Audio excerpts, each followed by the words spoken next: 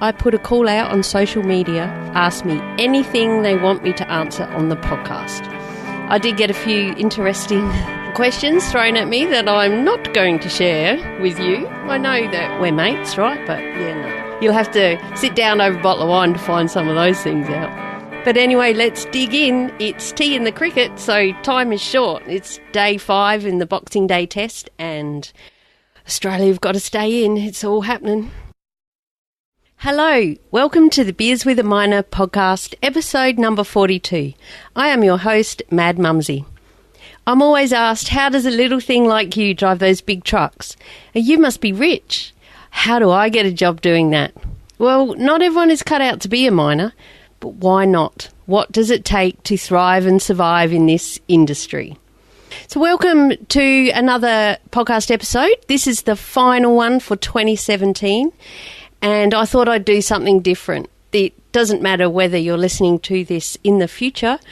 This should still be relevant, and it will help you to get to know me a bit better, but also a few things about our mining industry and lifestyle, which is why I do what I do, because everyone thinks it's about the money, but they don't think of everything else. So let's start with the real miner's mate, Harry. He's an undergrounder, and he asked me, how big are the trucks that you drive?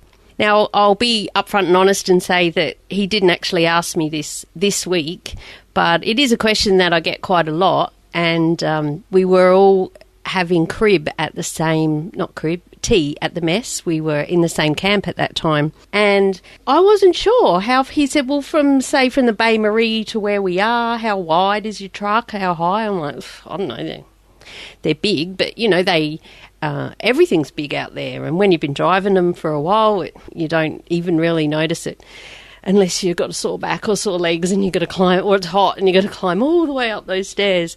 So I decided that day to step out the truck that I was on the deck up the top. So from as far as I could go one side to as far as I could go the other side. And it was 12 of my steps, 12 big Mad Mumzie steps, and I'm only little. I'm 5'3", I think. So I don't know what that is in the new way. It's been the new way, hasn't it, for centimetres for a long time. But I stepped it out, and my estimation when I stepped it out the next night back at the mess, I was a couple of tables short. My truck was a lot bigger than I guesstimated when I said, I don't know, probably from out there to here, perhaps, where we are. And I had my tea in my hand, and I stepped it out, 12 big steps. I'm like, no, that can't be right. I must have buggered it up. So I went back and did it again, and I was right, and they're big. It was a 797, which is the biggest cat that they have, well, at the moment. So he was like, what? No way. Yeah, the real miner, I don't know if he was proud or not, but he thought I was nuts. He goes, what are you doing? You're so embarrassing, because I was doing laps with my tea, shaking my head. So that leads on to our next question. That Jono asked on my Facebook page, private messaged me, what trucks and gear do you drive? I actually wrote out a bit of a list, and I don't think I've forgotten any, and I'll just touch up on them briefly. If you don't know, you can Google them if you really want to know more about them. But, a couple of little stories chucked in there. So, Caterpillars, trucks, 777s, which are the little ones in our world. I have seen a 766, I think it was, under a wash plant once, and it was, I think that was in a gold mine, so it's probably the crusher. And I'm like, oh my God, look how cute that truck is. Hang on, I need to have a drink. Oh, and the cricket's back on, so I better turn around. That's okay, I can watch it at the same time. All right, so 777s. My mum tells a story of when the first 777 arrived on a site they were at, and they all ran out to see the big, massive truck, because obviously over the years they've got bigger and bigger. So, yeah, that was a long time ago. 785, next size up. Cat's a cat. I was told that when I first started, I actually started driving a cat and Caterpillar, for those who don't know. A Cat 793, and I was really scared to drive a 789, but they're exactly the same, only smaller actually. And someone said to me, I think it was Mad Baz, my stepdad, who you can hear in one of the episodes. I'll leave a link in the show notes. Show notes for this page will be found at this episode can be found at madmumzie.com/beers42, the number 42, and I'll leave all the links to anything I talk about there and a couple of pictures if I come across any. I just took one with the cricket and my microphone. And he said a cat's a cat. Different models, they change as they get more modern. A few things change, a few levers and dials and, mod cons and seats and ergonomics are a big thing that I've noticed that they improve on as the years go by. So that's really nice. So when you get back in a really old Dunga truck, it's like, oh my God, this is so old. Yes, so where I was up to 785, 789, started in Bs. So Bs, Cs, Ds, and I'll talk about the Fs shortly. 793, 797s, which are the biggest, and they have a lot of stuff, double everything, like the fire suppression units and things, and the engines and everything are heaps bigger. Google that. I'll leave a link to that in the show notes, actually. I'll leave that for my editor. If you listen to the podcast, you probably know I retired from mining, never to return, only to have a year off and then come back. And one of my disappointments, I guess, was I never actually got to drive the biggest truck. And then a year and a bit later, I was. And I was like, oh, I wish I think I'd rather be not back doing it and just saying, oh, I never got to drive it. But it was good, and it's just another cat, like they say, but they were bigger. And that was the one that's 12 of my steps wide on the deck, and they're a little bit wider than that again, but that's as far as you can go with the handrails. And in between that was also the 795s, which are relatively new. It's probably been a few years now, but when we first got them, they were very new, brand new, spankin' new, and they're an electric truck. They were the first cat electric truck, so no gear changes, which is awesome. When you're in a cat truck, you've got to lock it down, or plenty of people don't, so that you're not going up in gears up the ramp. So when you're going up and it changes from first to second, and then it might go, oh, no, I can't do that, it goes back to first or whatever, all the way up the ramp. A lot of times, every time a gear change happens, crap falls off the back. It can be really big rocks or little rocks or whatever, mud, whatever you're carting.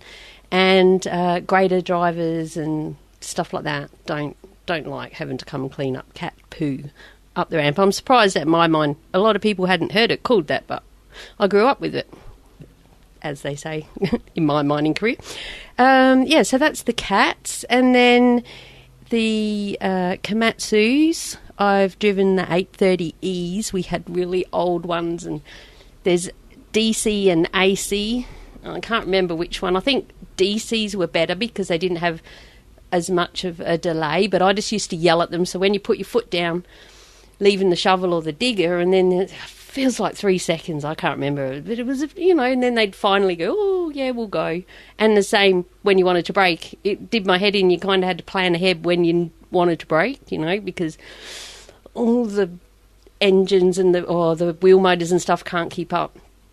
So you've got to plan ahead when you're driving those. But I do believe when they switched from DC to AC or AC to DC, it got a lot better, that delay. But the really old ones, I felt like they were driving me. And the air conditioners were right above my head, and they were massive. And it just used to blow all over me, and I didn't like it. So I'd turn it off, and then it'd be hot, and I couldn't reach my paperwork on the dashboard because it was real deep. And I couldn't reach anything in there. And looking back, I've since driven them since I've driven other stuff, and they're actually quite a small truck. But at that time, I felt like they were these big, horrible monsters that were driving me. Other Komatsus I've driven 930E-2 and the 930E-4. I believe they were 930Es. I remember there was Dash 2 and Dash 4. And the Dash 4s were the same model, but I don't know, a bit later in the year or something, and they were more modern. And they had heated seats. And I remember getting in one once and accidentally pushing the button, and I didn't know how to turn it off. And it was nice if you got a sore back because it all heated right up. But they're designed for when it's really cold, obviously. But Yeah, I finally figured out how to turn that off, and that's something that a few wags will do. You'll get in and the heater will be turned on and the heater on your seat, and it's 40 degrees outside. Yeah, watch out for that, and they will do that in the light vehicles as well. Hang on, I'll just see what the score is in the cricket and have a drink. We haven't lost another wicket, so that's good. For anyone who cares, we have to stay in all day pretty much. Right, the other Komatsus that I've driven, we only had them for a little while at this mine. They were hire trucks and then they left, but they were Komatsu 785s, the same number as a Cat 785, but they were Komatsus. And I can't remember if I think they were about the size of a 777, but they were called a 785 from memory, and they were really fast, and they had exhaust brakes, which I'd never, I'd heard of them in trucks maybe, like out on the road, but where you see signs coming on the highway, please reduce exhaust brake noise into our small town. And living next to the highway, I can appreciate that now. I can't remember it really affecting the braking itself. It was just a different noise. Like I say, this is a long time ago. But what I do remember is there was loads of glass all around you. Not so many door panels and that. It felt like it was all glass, and it was very hot. And the sun just belted in and that. But the best thing about them was that the tray came down really fast. In the Cats, you have to idle off, actually you don't. You sit there and wait for the tray to come down all the way down, and then you take off. But in reality, most people are idling away. And it depends. I've been on a few different sites, and sometimes you're allowed to idle away, so long as you don't get a warning, Keep it on the actual idle, not with your foot down, come on, hurry up, we've got to go. So, but with these, they go, whoa, boom, and they were straight down, and it was freaking awesome. It was like, yeah, and then we were away. They were like little go-karts. I really enjoyed those. And the last one, I guess, is the Terex 4400 electric trucks, MT for mine truck, I believe. And I've driven those a few different times. They were actually brand new when they arrived, and we were kind of the guinea pigs, and they didn't come with a great deal of support. Like when we got Caterpillar trucks, they have trainers come with them and have to be there for so many hours because of warranties and stuff. Oh, don't hold me to all that, but from memory, when we got the Terexes, even the workshop didn't know bugger all about them. And I think they're about 793 size, and they're electric, and they just have a forward reverse lever, not like a gear stick. Kind of is, but it can do you really feel it in your shoulder, and because I have to push my seat so far forward to reach the pedals, my shoulder's just that little bit further back. And if you've got a sore wrist, you'll know all about it as well. But then they're not a bad truck. I don't mind them at all. So that's the trucks. Water carts, mainly 777s, Cs and Ds, and they have no auto retarder. So it's a real knack to feather your hand retarder whilst turning on your sprays on and off. Back in the day, we used to spot spray, so on, off, on, off, on, off. But now we strip spray, so that makes it easier when you're driving those. And if you don't keep the speed of the truck under a certain speed, you'll get an engine overspeed, and that's not good for the engines. And it makes a big loud noise too, so you'll hear it when people are on the... and because you probably have to talk on the two-way as well while you're doing this, and see what's going on, and not overwater, and be sure you can stop. I was used to driving those, and then we got a brand new 777F truck, and that's kind of the latest model cat trucks at the moment. The Fs, probably different, versions of Fs, because they've been quite a few years, but I don't think there's another one yet. And they were weird because the seat, instead of being on the left-hand side, it was more on the right, and the little dicky seat was on the left. And because all of our trucks are left-hand drive, that's where we're used to being, and it just felt like you're driving in the middle of the road. But they were very nice truck, and had an automatic retarder in the water car. What? Happy days, we thought we were queens and kings. And then it also had on the panel inside the truck how much water was left in the tank. So a lot of times you're like, oh, well, I don't know, I must be running out soon, depending how much you've put on and stuff. But this had it, but, they don't last. It didn't last that long, so anyway. But the auto retarder still works, as far as I know. So luxury there in an F. And I've also driven a couple of loaders long time ago, but in mining, 972, these were both cats, 972 and 988. And the 72 was quite modern. It might have been a G. I'd have to ask them. I think it was a G, and then or H, and I don't know. I'm making that up. The 988 was bigger, but it was older. It was old school. I remember it was more levers and like, whoa, like you really drove it. It was pretty cool. And we'll mainly use those for rock sniffing, cleaning up the cat poo up the ramp and building lighting plant bunds. So, bits of dirt around the lighting plants so trucks don't run into them when you can't see the light. I didn't see it because of the light. Sounds ridiculous, but it does blind you. Anyway, and I loaded a few Moxies with mud as well, and I didn't like that. I've spoken about that before. I've got a fear of heights, and having the bucket right up high in the air just made me feel like I was up there too, and it was unstable and wobbly. I'm like, oh my God, I'm going to die. An old mate sitting in there. And I had to really bang to try and get the mud out of the bucket, and he was just saying, just hit the truck, it's all right, that's what they all do. And I'm like, oh, okay. And then he'd call me up and say, oh, you still got half a bucket in there. I'm like, oh, no shit, because it wouldn't come out. It was stuck. It was actual mud. So, yeah, I soon got over that. And I've also driven graders, a 16H and a 16M. And I started on the H, and they're hilarious. I think there's like 9 levers or more. I don't know. I don't drive them anymore, which I'll go into in a minute. But I sat there and I'm like, what the fuck? How are you meant to do anything? And and you just learn where all the levers are and what picks up what and what spins around, and it's all becomes second nature, You end up just going, and moving it around and stuff like that. So that was pretty cool. I did like the H. And then they said, oh, come on, Mad Mumzie, will chuck you in the M. So, oh my God, they were joystick. And you feel like you're driving, flying a plane or something. They're pretty cool. Very much better on your back and ergonomic, like you just sit there and you like the ones more like what you'd see on the road. But it's hard to control because that's your steering, it's your blade lift, it's your blade turn, it's your blade tilt, it's your ripper down, maybe. I can't remember if there was a separate button for that. Like I say, it's been a few years. And it was, you're kind of doing these ones, you can't see me, but you're going over that side, then back, a bit far that way, bit far that way, bit far that way. And I always admire someone who learns in one of those, or when they first get in, they can keep a straight line. I'm like, well, you're better than me. Yeah, I remember everything was on your left hand. Must have been the steering mainly was on your left hand. And I'm left-handed. There's another thing you might not know about me. I felt like that was my dominant hand, so I was oversteering all the time and then oversteering back. I did manage, in the end, before I left, never to return again, to get the knack of it, kind of good enough, When I did return to mining, I decided, no, I'm not doing that anymore, because I'm only short, as I say, and it always...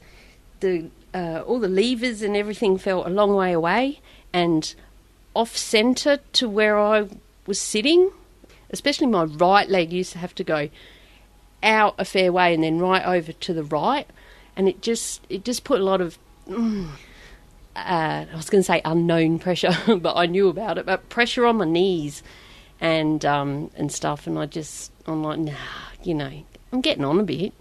I don't like to say I'm too old for that shit, but I'm too old for that shit. I don't want to do it.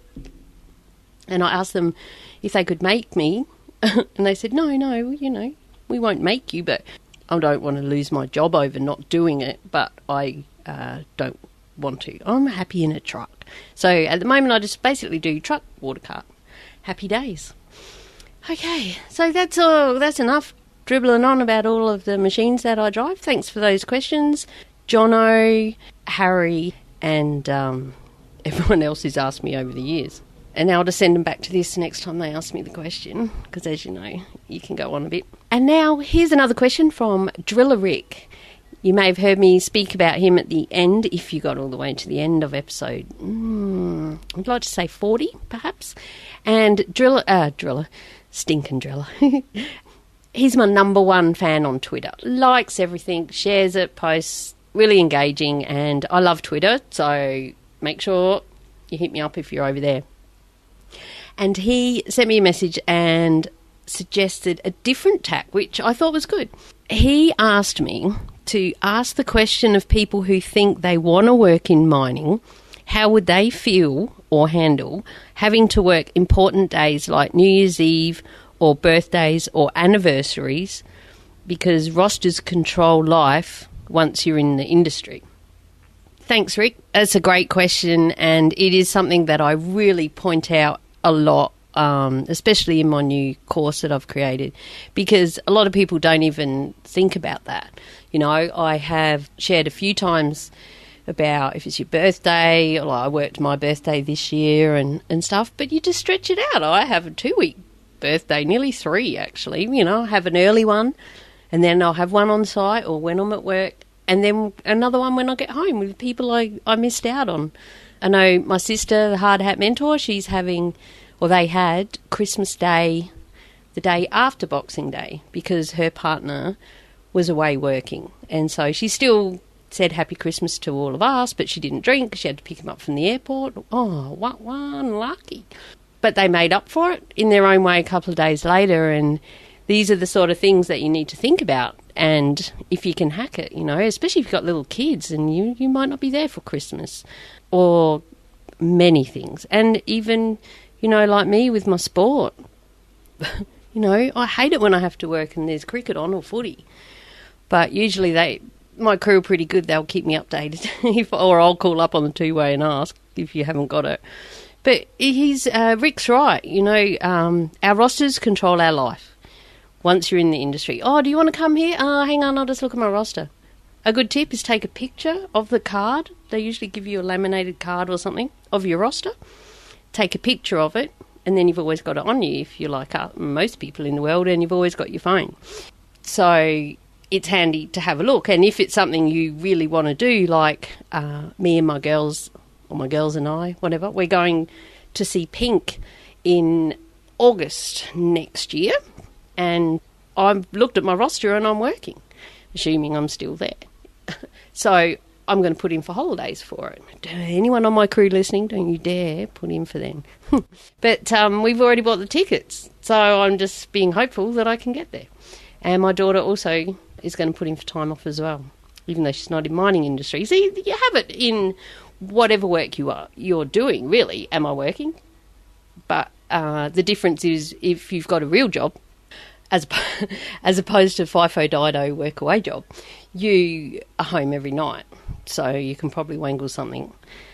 Yeah, I hope that Rick's question has also helped you, and that I have done Rick justice with my answer. No doubt he will let me know. Just closing out on that is to think about it seriously. I'm joking about it now, you know, over a beer, but think about it seriously. Talk to your partner about it. Or, you know, it might be your parents' 90th birthday, or you know what I mean? It's not just about families and couples and kids, because a lot of people are single. But there's other shit in the life that you might miss out on, or there's other relatives and friends. You know, what about if it's Jono's 40th and you can't dare miss that? You'll be, you know, you won't even be friends anymore. So that's what you need to think about those things. And if you can hack that, well, go for it. Good luck. So remember, if you are trying to get into the mining industry, head over to mining.teachable.com. And you will, I've got a couple of courses there that just might help you out. I'll leave some links in the show notes. It's madmumzie.com/beers42, the number 42. Right, I'll have a drink and then we'll do another question. Still only 4 for in the cricket. All right, changing tack now. I had this question over Christmas. It probably wasn't directly asked as a response to what I put out on social media, but it's a big part of who I am, so I thought I'd chuck it in here. Vicky, my daughter's mother-in-law, right, keeping up, yep, she's lovely, and I have met her a few times when our new grandbaby was born, and we're friends on Facebook, so she sees my stuff on Facebook and can't get her head around how much I'm obsessed about sport. And she tagged me in something the other day about there was a desert island, a fantastic island getaway or something, but there was no internet and there was no sport, basically, come down to. And heaps of people were going, hell yeah, I'd still go. And I'm like, no way. Or you'd miss the grand final, you know what I mean? It was one of those sort of things. And that's where she said, oh my God, Leanne, I can't believe it. You're like that. It's so funny. So I thought I'd throw that in there. But the reason I love my sport so much is Mum and Dad's fault. Brainwashed at birth, totally. I tried it on my kids, but didn't really work. They're kind of into it, not as much as me. And that's all right. Everyone can be their own thing, but they know when they're with me. And I've got to balance it out too. I can't make people do stuff, especially if I'm at their house. Turn that off. We got to watch the cricket. No, not in this house. So Mum and Dad, when I was a baby, I think this might have come up in the interview with Mum actually, but at the footy, we'd be at the footy in South Australia, and Mum would take a bottle and she'd have to run down to the tap to cool it down or heat it up or whatever. And Dad would pass it up through his mates and everything, and it was the big joke, you know. So I was at the footy from birth, pretty much. It's a wonder I wasn't born there. And as I grew up, summer in South Australia, bloody hot, and we had a pool for most of it, my primary school and on kind of years. And summer was out the back in the pool with the cricket on the radio and the little black and white portable TV with the aerials on a stool or something, but don't get it wet, with the sound turned down. Tradition in our family, always turn the sound down and listen to the radio and not the adverts and the clowns on Channel 9, which my dad always used to call them at the time. But I must admit, I quite like our Channel 9 commentators at the moment, because a lot of them are amazing, awesome past cricketers. So, sorry, Dad, I might have changed that tradition. And the ad gives me a chance to go up and have a beer or go do important things. So that's when I was a baby. We didn't just watch and listen sport either as we were growing up. We all played. Mum and Dad were both in lots of sporting clubs. They were on committees. They were the presidents. At one stage, they were both president. I think Dad was president of his motorcycle club, Scrambles, back then. And my mum was president of the netball club and involved in the association, like full on. She used to play netball 8 times a week. Yeah, there's only 7 days in a week, right? Wonder why her knees and back are stuffed now. Love you, Mum. And they coached us as well. Netball, played softball, raced mini bikes. As I got a bit older, I did taekwondo, still did netball. But now I do yoga. And I love watching sport. Just love it. All forms, especially cricket, footy. Tennis is coming up, you know. Don't mind a bit of tennis. Always have Australia number 1. And then I have my 2 states, Queensland and South Australia, which is why I'm allowed to have 2 teams in the footy, which is also another question I get all the time. Why do you have 2 teams? And then I get told you can't have 2 teams. I'm not going to go into it too much here because I've already been going on a bit, but, you know, I spent half my life down in South Australia, so I love South Australian teams, and then the rest of my life up here in Queensland. So I started following some Queensland teams as well. So now I love them both the same amount. Yes, I have 2 teams. When they play each other, I wear both scarves. I sing both songs. I cheer every goal. I nearly got beat up by someone once who said, in the toilets, he said, you, a lady? No, she probably wasn't, you know, a thing, as my sister would say. A thing. She said, you got to pick one team. I'm like, I can do what I want. She's like, all right. Anyway, have a nice day. Off I went. So, yeah, I've had many arguments about that with lots of people, and it pisses people off, and I don't care. And the funny thing is when you're a member, like I was for a long time, of the Brisbane Lions, and we used to go to the Gabba all the time, and there'd be old mate there, and he's full Lions. And then Geelong would come and play, and he had all his Geelong shit on. And I'm like, right, so it's not just me, you know, there's a lot of people that are like that. So I'm glad I got that out of my system. I hope you are too. Back to mining now. Oh, take a breath, have a drink. Michelle, one of my Monty's ladies, and you'll hear a bit more about Monty's just as I wrap up this episode, but she suggested that I talk about friends on the work site. And that's a great subject. Thanks for asking me that, Michelle. Pet. You make so many when you work in the industry, you know, especially when you've been in it for a while, and you look back at how many people that you've met and you've just become great friends with them, and you get really close, or they move on, or you do. But whenever you catch up again, you always go back to where you left off, and you reminisce about, oh, remember the day this, that happened.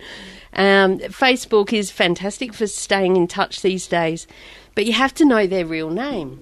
Just last week, a guy on our crew left, and we were having drinks in the morning after night shift, just 2, because it was, you know, night shift.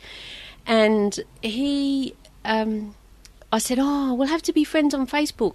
He said, oh, I think we are. I'm like, yeah, I think we are. I'm like, no, I don't know. And then he told me his real name. Like, oh, God, yeah, well, yeah, we are. And he comments on stuff all the time. So, and then I remember seeing him there with his kids and everything.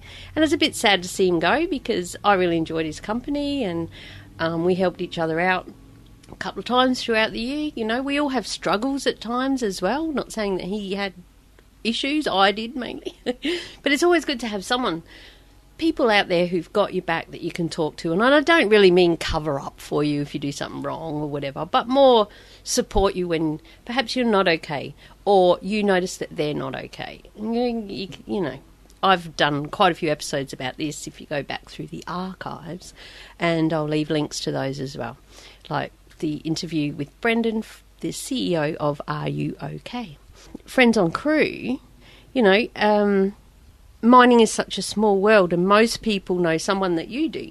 So if you get a new person on, you strike up a conversation, I usually end up saying, so this is where you tell me your life story, and then have a laugh. I said, no, you're cool. Where'd you work for, whatever. And then once you realise where they worked, you know someone who used to work there, or a boss who went there, oh, how'd you go with that, you know, stuff like that. So you can start up a conversation, and it's a good way to start to make new friends if you're the new person as well. So just remember that.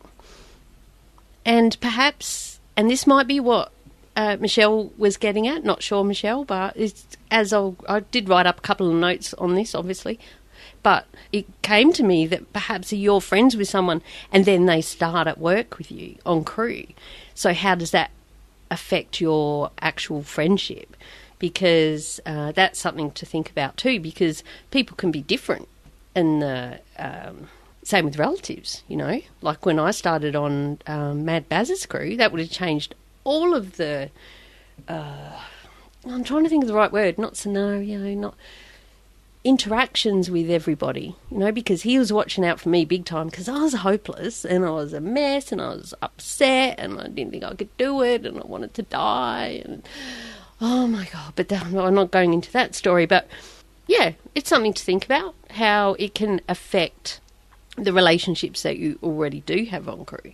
So what if it's, like as a girl, what if you get someone on crew and then they do the wrong thing, or they piss off someone, or they're just an outright bitch and you never even knew they were like that? It's like, what? Oh no, she's not my friend. I can't say that's ever happened to me, but yeah, so it's good to have friends. Now, that's the end of the questions. Thank you so much. I'll probably get some more now that I've finished, and if that happens, I'll do some, I don't know, I'll answer them privately, or I'll leave it in the show notes, or I'll just say, unlucky, you missed out, man. I told you there was a cut-off. So I'm going to insert here, which you'll hear straight away, but I'll get my editor, which is me, to add it in. And a while ago, you may remember, I was on a getaway to Monty's Resort just north of Early Beach. And on the last night on the beach with my trusty iPhone, full supermoon hiding behind the clouds, I recorded a little piece. I had quite a bit to drink, but I'm quite surprised how nice it turned out, and I'd like to share it with you. My sister said that I should, because she thought it made a lot of sense. Thanks to you, Blister, also for your support throughout the year, my hard hat mentor. Love ya. And to you, now you enjoy this little chat from Mad Mumzie on the beach. Now for a word from our sponsor. Welcome Julia Hartman and the Bantax Accounting Group to Team Mad Mumzie. Julia is my awesome accountant. She has written 2 books with financial expert Noel Whittaker and has a passion to help us miners make the most out of our hard-earned cash. Head to bantax.com.au/miners. That's BANTACS to download your free miners booklet and a spreadsheet that will help you calculate the weight of your tools you need for your job. Why, you ask? Well, you might be able to hitchhike a ride with them and claim your trips to work. Sounds confusing? Not at all. Just head over to bantax.com.au and let Julia and the team help you out. You will also find loads of free information and advice on property investing if you plan to really do some great things with your money. Again, that's bantax.com.au/miners and tell them Mad Mumzie sent you.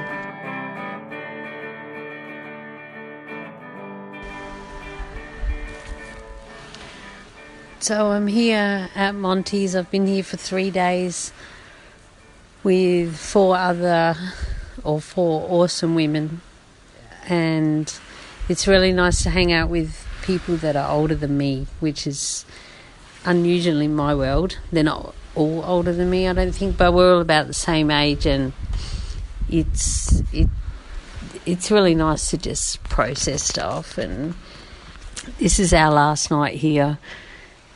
I'm on the beach. I don't know if you can hear the waves lapping in the background. And it's been raining everywhere, all over Queensland, but not here. So I've been posting on Instagram and on Facebook the blue skies and stuff. It's been awesome. I just wanted to quickly record this. This is the last night, and I'm about to go to bed. The first night I stayed up till 3:30 in the morning. The next night was 2:30, so I was early, which was nice. And both nights I was sitting up talking to a different person. Last night we were sitting on the sand out the front of our cabin right by the beach, and deep and meaningfuls. We all need time to get away. We need to connect with people on a level that we can all share our deepest inner thoughts, and that's what's been going on this weekend. And my friend just told me I need to cut my hair right there at that level. She even took a picture of me and said, see, that's how it should be, at my shoulder. But Mad Mumzie, I wear plaits. How am I gonna rock that? I don't know. But fuck it, I might just do it. I don't know. And tonight is the full moon. I've been so excited for the full moon. And it's cloudy. It's not raining. Actually, I think it might be trying to rain now just to go to sleep. But we're going to miss the supermoon, which is the brightest moon of the year. But it's okay. I know it's there. I'm still feeling its energy. And the energy says to release everything from this year that is unwanted and be ready for the next year. So I'm wishing that for you too. And I hope that you have good friends like I do who got your back and who you can just laugh with and just relax and be yourself. I've danced, I've sung. They filmed me singing Billy, Don't Be a Hero, and I sent it to my sister. And I sent it to the real miner. And he said basically, don't give up your day job. Oh dear. But it's good times, we need those. It's such a relief just to let go and release. And for me, hook in, have lots of beers, have a few drinks, have mango daiquiris for breakfast, and we shared the food around, the love. I bought nibblies and the pizzas for our first night, and it's just great when you have a group of people get together when you go away, and it's such a team, and it just worked perfectly. And I'm about to go to bed now. Everyone's gone to sleep. I'm the last one standing again. Every night I was the last one. That's unbelievable. But yeah, it's something we all need to do and enjoy life right now, because we've only got one life, right? And we're all going back to reality tomorrow. We work in diverse areas. Some are in the cane crush, which is about to finish, so they're happy. You know, we do 1 week on, 1 off. They do 6 months on, 6 months off. So, well, some of them have 6 off, or some work in maintenance and at the mill and stuff. And someone else works at the hospital. Another lady is in between contracts. She was saying she's unemployed, but we chose to change that to in between contracts. I hope she remembers that. And then there's me. And it's just great. I love it. We're at Monty's Resort, which is just north of Airlie Beach. Highly recommend it. If you're in Queensland, you got to come to this part of the world. It's just freaking awesome. You'll love it. And yeah, until next time, catch you later. Cheers. So I'm going back to the cricket. They still have to get 6 wickets. There's still quite a few hours play left. So that's it. My work here is done. I'd like to quickly thank Julia Hartman from Bantax Accounting Group for sponsoring the podcast all year. Julia, I really appreciate you and all of your support to make me keep going, encouragement, and also for sponsoring the podcast. Thank you so much.